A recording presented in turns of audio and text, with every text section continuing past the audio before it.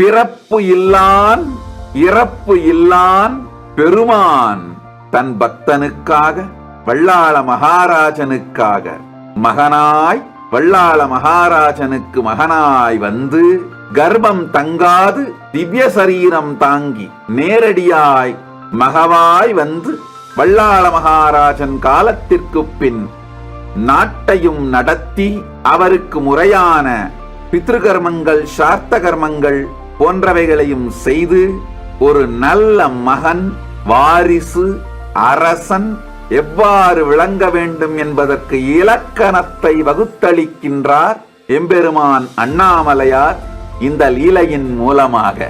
அன்றும் இன்றும் என்றும் அவரே ஆழ்வார், அவரே ஆள்கின்றார், அவரே ஆழ்வார். ஆண்டார், ஆள்கிறார், ஆழ்வார்.